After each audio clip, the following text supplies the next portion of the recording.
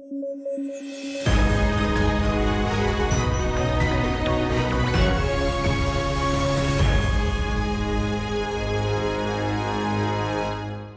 Eight 9 programme में आपका स्वागत है। मैं हूं अमृत उपाध्याय। आइए जल्दी से आज की हेडलाइंस देखते हैं। गतिशक्ति कोर्स शुरू करेगी सरकार, स्किल्ड मैन पावर लागू करेगी योजना, लास्ट माइल कनेक्टिविटी को लागू करना है मकसद।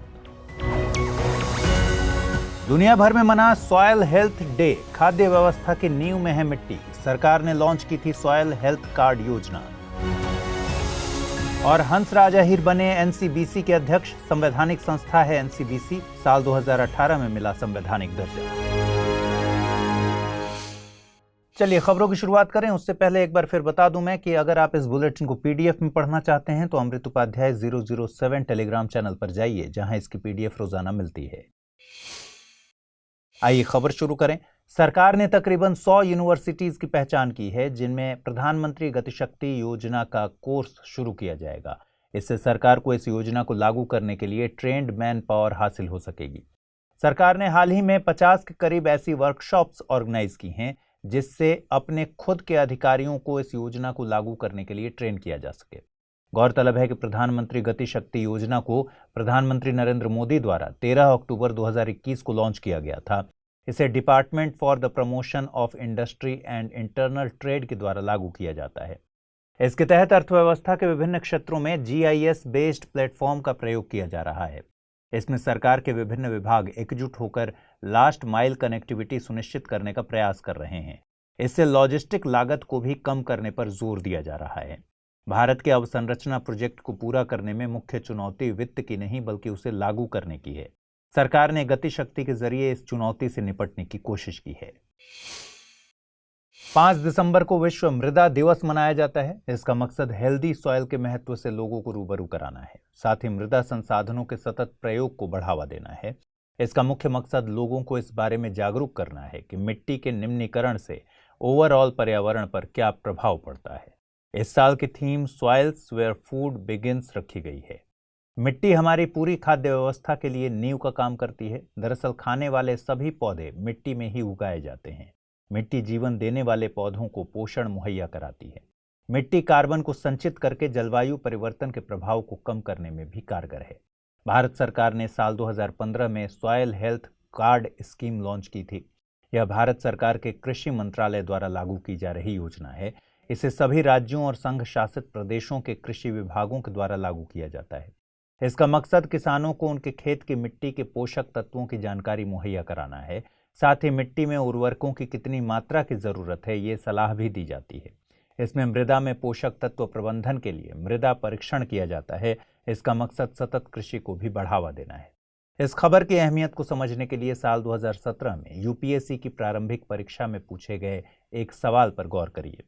सवाल था, राष्ट्रव्यापी मृदा कार्ड स्वास्थ्य स्कीम का उद्देश्य है सिंचित कृषि योग्य क्षेत्र का विस्तार करना, मृदा गुणवत्ता के आधार पर किसानों को दिए जाने वाले ऋण की मात्रा के आकलन में बैंकों को समर्थ बनाना, कृषि भूमि में उर्वरकों के अति उपयोग को रोकना।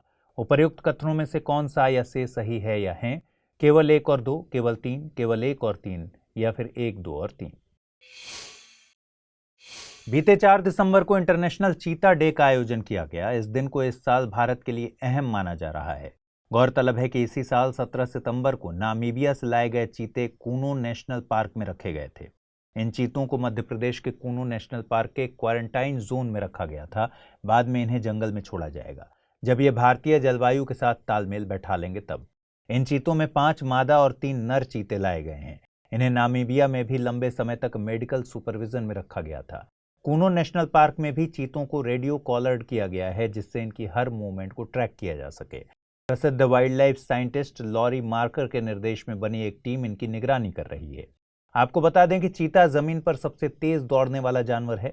इसका प्रजनन काल तकरीबन 93 दिन का होता है। चीतों में मादा बड़े होने पर अपने समूह को छोड़कर एक स्वतंत्र जीवन के लिए अलग समूह का निर्माण करती है, लेकिन नर चीते अपने समूह में ही रहकर कोएलिशन बनाए रहते हैं। चीते इकोसिस्टम में प्रीडेटर की भूमिका में हैं। ये शिकार के जरिए घास के मैदानों को ओवरग्रेजिंग से बचाते हैं। साथ ही जिन जीवों का शिकार करते हैं उनकी पॉपुलेशन को हेल्दी बनाए रखने में इनकी अहम भूमिका होती है। दरअसल ये कमजोर और बीमार जानवरों का शिकार करते हैं। तो बीमारियों से बाकी के जानवर सेफ रहते हैं। हंसराज अहिर को एनसीबीसी यानी national commission for backward classes का चेयरपर्सन नियुक्त किया गया है। वे 16वीं लोकसभा में केंद्रीय मंत्री के पद पर भी रहे हैं। एनसीबीसी भारतीय संविधान के अनुच्छेद 338 बी के तहत एक संवैधानिक संस्था है। इसे संवैधानिक दर्जा संविधान के 102वें संविधान संशोधन अधिनियम 2018 के जरिए दिया गया था।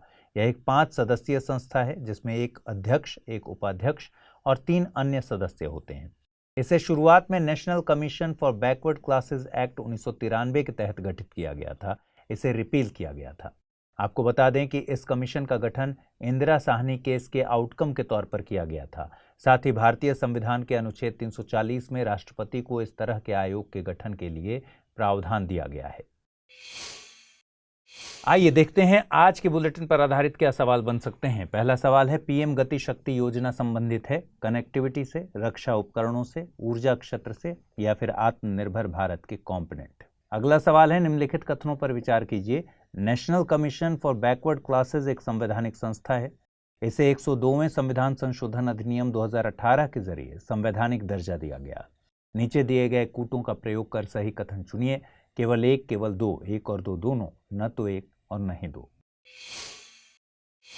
आइए देखते हैं पिछले बुलेटिन पर आधारित मैंने क्या सवाल पूछे थे और उनके सही जवाब क्या हैं। पहला सवाल था, खबरों में रही वासेनार व्यवस्था संबंधित है बैंकिंग के लिए तैयार किए गए एक अंतर्राष्ट्रीय प्रणाली से, परिवहन में कार्बन कम करने के लिए कार्यरत एक अंतर्राष्ट्रीय संस्था, परमाणु प्रौद्योगिकी की बहुपक्षीय निर्यात नियंत्रण व्यवस्था या फिर फुटबॉल का एक क्लब। सही जवाब है इसका विकल्प सी, परमाणु प्रौद्योगिकी की बहुपक्षीय निर्यात नियंत्रण व्यवस्था।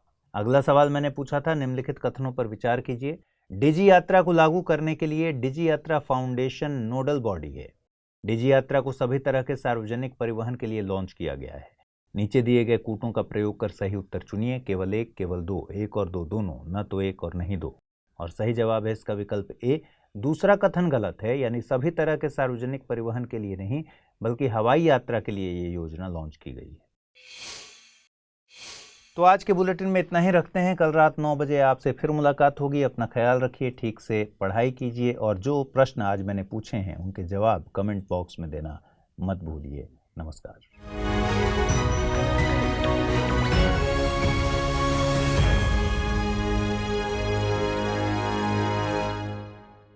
हिंदी में यूपीएससी की तैयारी से संबंधित प्रोग्राम्स को देखने के लिए सब्सक्राइब करें स्टडी IQ IAS हिंदी।